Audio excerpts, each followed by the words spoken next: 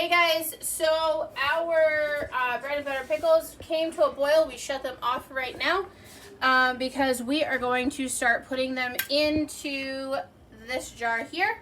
This is the funnel that I use. I absolutely love it. Only downfall is all the numbers have come off because we have used it so much.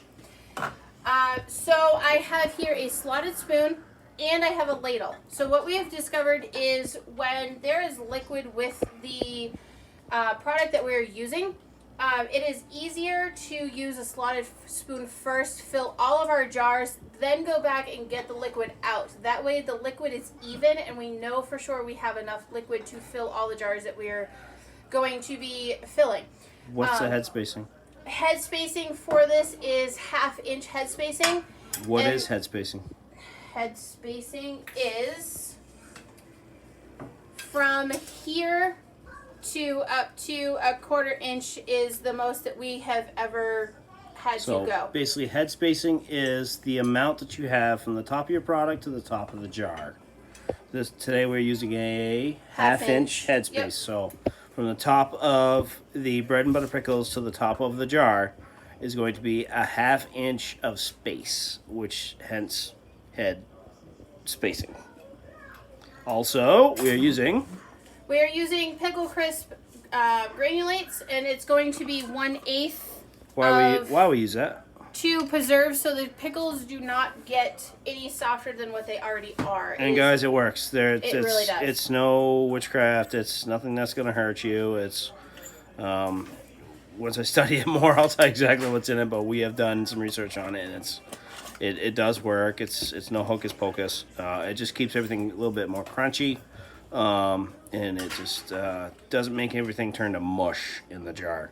Which, I mean, hey, when that's what you got to eat is mush, you'll eat mush. But if we don't have to, let's not do that.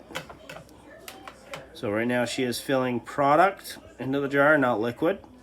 She's going to bring product as close as she can to 1/2 inch of headspace, and then fill the rest with liquid.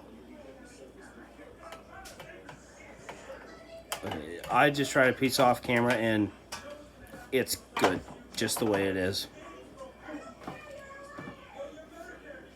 Daddy, I need to brush my teeth. Alright, buddy. Like I told you guys when we first started, it's off the cuff. Whatever happens, happens here. There's our little boy right here, our little Chris, and he is getting ready to go to the bathroom, I guess. So now she's gonna come back. Do you want me to? Should I fill this now? I would fill it now to show him how this all works here. She's gonna come back and she's gonna fill this with liquid. Like I said, this is the way we do it. You guys probably have a better way of doing it, but this is what works for us. And I mean, it's good. It hasn't failed us yet. And that's the way we play it, and that's the way we go with it. And it's fun. It's a fun hobby, pastime that actually that produces a lot of benefits for you. And I'm going to show you what Bruno's job is actually sometimes. Well, I shouldn't say every sometimes. time we can. Every single time is, so we have this device here, and they say to take out all the air bubbles in the jars. So this is how you take the air bubbles out of each jar. You just go around, make sure, and this also will tell you if you need to have a little bit more liquid or you need to have a little bit more product in that jar. Like this one, I'm going to fill a little bit more with the liquid.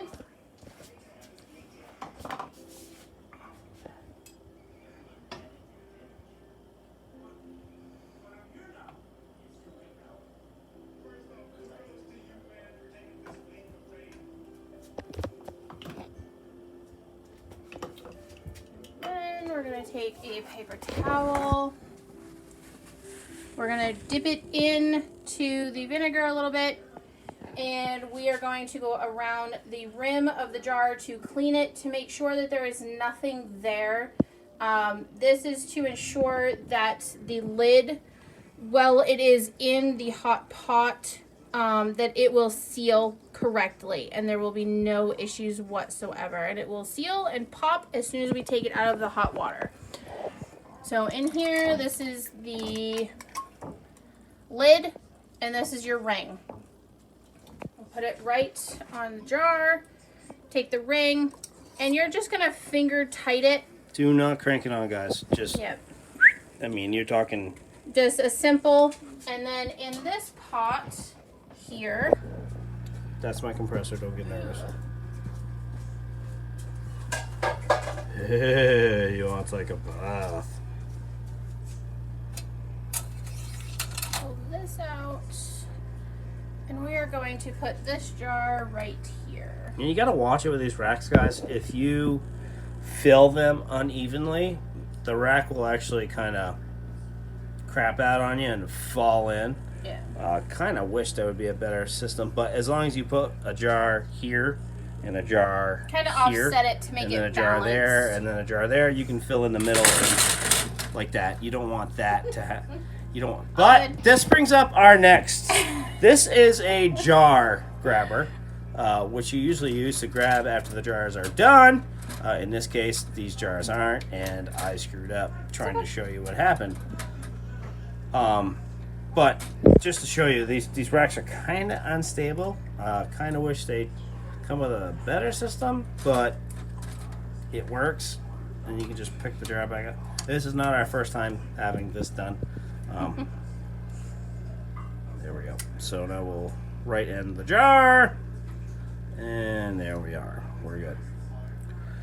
So yeah, it's kind of a kind of an iffy system, but it does work as long as you load it correctly. Like I said, one there, one there, one there, one there, and then you can just fill in the rest and it'll be fine. And Christian just brushed his teeth. Heard of what? So that's basically the system. We'll get the rest of the jars loaded up, and we will get back to you on that. Anything to say? Oh, I also want to, poke your way that it is Sunday. It is Sunday afternoon. We're going to watch a race, and we got maybe a couple little cocktails going. It is what it is. We're human. We love you. We'll get back to you guys in a second. All right. Thanks, Lynn.